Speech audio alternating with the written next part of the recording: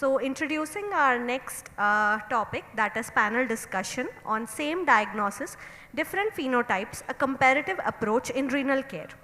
I would like to introduce the panelists for this session. First one is Dr. Sanjay Maitra sir, who's Senior Consultant Nephrologist at Apollo Hospital, Jubilee Hills, Hyderabad, who has been a distinguished postgraduate teacher for nephrology residents over 24 years, and sir has about more than 30 publications, both national as well as international journals. The next panelist is Ms. Harita Shyam, who's a chief clinical dietitian at Apollo Hospitals, Hyderabad. She has contributed to both international as well as Indian journals and has been awarded for her various oral paper presentations and orations. She has also been an avid speaker at various clinical forums of dietetics. The next speaker is Ms. Sujata Stephen, who's Chief Registered Clinical Dietitian at Yashoda Hospital, Malakpet.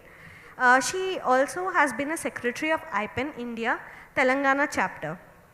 She has been awarded the Best Dietitian Award in 2020, and she has co-authored and authored for many national and international publications.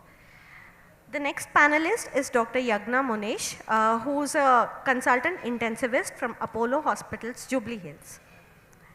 The moderator for this session is Ms. Sana Sahigara, who is a renal dietitian from Dr. L.U. Kirpalani Clinic and consultant at AMS Polyclinic from Mumbai, Maharashtra. And the question and answers and the discussion shall be taken after the inaugural session. So I would like to request the speaker to complete her talk first. Okay, so you want to do that after this session, right? Yes. Okay, so we'll begin, right? Hi. So good evening, everyone. Like ma'am said, and we've been hearing since morning that renal cases are individualized. So through our panel, we will take it a step further and practically try and understand how we individualize renal cases. So for this panel discussion, we are taking two cases who have the same diagnosis but different phenotypes, and we'll understand through our panel how they would deal with each case. So quickly going on case 1, CKD stage 3. So we have two cases, case A, case B. One is a 64-year-old male, GFR 28, low BMI, low albumin, normal potassium, bicarb 19, phosphorus 4.2, weight loss.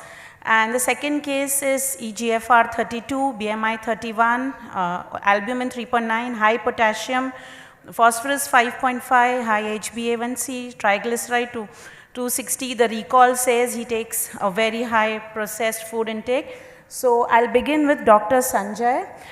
Sir, both these patients have similar eGFR. Who is at higher immediate clinical risk and why? Well, of course, it's the case 1, the undernourished CKD, who is at higher risk, both in terms of increased hospitalization, mortality risk, recurrent infections, and even cardiovascular risk. Perfect. Though the GFR may be similar and the creatinine may be similar, they are completely different spectrum. Now, just taking some time to see that there is a recent history of weight loss of 5 kilograms in 4 months. Very simply speaking, 1 kilogram to replenish, you need around 7,000 kilocalories. Yes, so I guess around 35,000 kilocalories is there a deficit. There's no mention of swelling in this chart. The blood pressure control, I'm not sure. No mention of any debilitating illnesses. I mean, something like tuberculosis, any cancer or anything, or chronic inflammatory state. So with this background, I'll keep it very simple. That for me, the patient, what I would do is, I'd increase the calorie intake. Perfect. I'll keep the protein urea approximately at 0.8 to 1 grams per kilogram.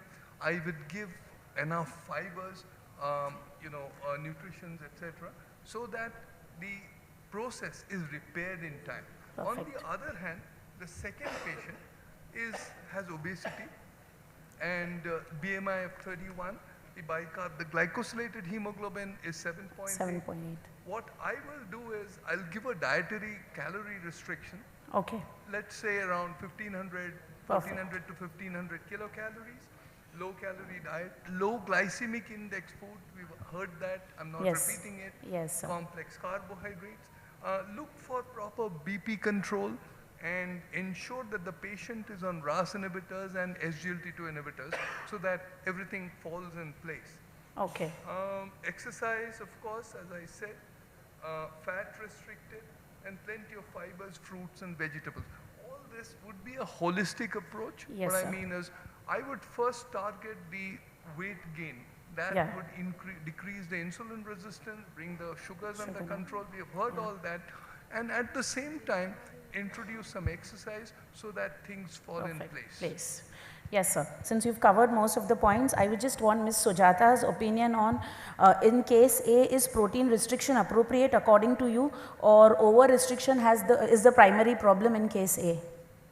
Yeah, well, because in case A, patient is undernourished, so we don't need to do a calorie restriction, like we can go for 30 to 35 kilocalories per kg. And then protein restriction, as patient is already on a strict renal diet, I think we can go till 0.8 grams per kg. And other things, like we have to focus more on improving his calorie rich food, so that he should not lose weight, as he's already losing weight. Great, thank you. Ms. Harita, I would come to you. What do you think that the second case is taking adequate proteins? 0.8 is what we said is correct for a CKD stage 3. So what could be the reason for hyperkalemia and hyperphosphatemia according to you? Yeah, in terms of protein intake and suggestions, that is appropriate. However, most of the time what we see is patient is very confused about what should be the appropriate protein intake. So when they come to our OPD, we spend significant amount of time explaining about what food has how much protein. Typically patients always think that eating one high protein food is sufficient. However, if you calculate it to them, then they understand how it totals up to 40 grams or 45 grams that you want to give it to. So that's exactly what we do, that we broadly give them which food has what kind of protein, so they understand how it comes to a total of 40 grams. Yes. Additionally, this patient is also high, he has a high BMI. And his HbA1cs are high, and therefore, as sir rightly said, as in any case, we address it as a diabetic case. We will restrict the calories, educate him about the low carbohydrate diet that they are supposed to take. However, make sure that this does not compromise on their overall nutrient intake. Yeah. Dr. Munish? I just want to make a comment on case 1. You have to mention whether it is a vegetarian or a mixed diet. Number 2, if it is an inflamed patient, you should always check a CRP level to see whether this is an inflammation, because there are 2 types of malnutrition, inflammation related, so that information is not given in this. Sir, the reason of keeping these cases incomplete was the purpose. We wanted to convey the message that you should be looking at other factors. So I was coming to it at the end. I'm so glad you pointed it here. So we had decided at the end we would say that you should be actually giving it as a, see, sometimes you come incomplete information and you might not have the CRP for that matter, or you might not know the patient is vegetarian. So you ask them, take a proper recall and then assess the patient. So that was the whole idea of putting the incomplete cases. Quickly moving to next case, I'll take your question in next case because we are in, okay, we have 3 cases, transplant, AKI and CKD, but since in the interest of time we can take only 2 cases, so we'll go to the AKI. I think that's more practical. So this case will be for Dr. Munish. We have 2 AKI cases. One is a catabolic and one is a stable AKI. One AKI is due to urosepsis, one is due to dehydration. Case A is in ICU since 4 days, case B is hemodynamic stable, urea and creat is rising in case A, in case B it is stable, but urea is 90 again. Bicarbonate is 16 in case A. In case A, the urine output is reduced. He's on ventilator, no oral intake, no IV fluids, catabolic state, and case B is in recovering phase. Okay. So now your question is, does rising urea in AKI necessarily indicate the need for protein restriction? As you see, there is rising urea in both the cases. So would you restrict protein in these cases? Yeah, the case A interests me much more because this is the scenario which I regularly see, the sepsis and the AKI together. So in my understanding of this case is that most of the time it is the urea rapidly rising is mainly because of decreased urea clearance and there is increased catabolism. So whenever there is an increased catabolism, my understanding is also is that the need for the protein requirement also increases. So that's one. And then second thing is that considering that we do a protein restriction in this case, I don't know how much of the target of urea to get it down we are going to achieve. Then there is also a risk that we come down, do the protein restriction, that there is always a risk of negative nitrogen balance, and there is also a chance that we are more risking at muscle loss or muscle wasting. So I would not rather consider directly going in for too much of protein restriction, and then understanding the metabolic state is much more important than treating urea just as a number. That is what we wanted, that you look at Sorry it as a to catabolic disturb, state. may I request you to wind up in next 5 to 10 minutes? Yeah, just next two questions and we'll wind up. I think we'll cover it up. Thank Ms. Harita, how would you determine the protein requirement? I think he's covered it up. How would your nutrition approach differ in terms of protein or calories? Like what Dr. Munish has said, how does the dietitian's approach differ? So both of you all can tell me, this was the doctor's approach to the same case. I would want to quickly know the dietitian's approach to this case. How would your profile, prescription differ? Yeah, I totally agree with both of them, that if the patient is catabolic, that takes precedence, and you will definitely not talk about protein restrictions in this case. Perfect. Whereas if the patient is stable, and then you want to begin looking at some kind of a protein restriction. Perfect. In ICUs, you will have a patient who has who's catabolic, who's not eating adequately, we are not able to give enough calories anyways.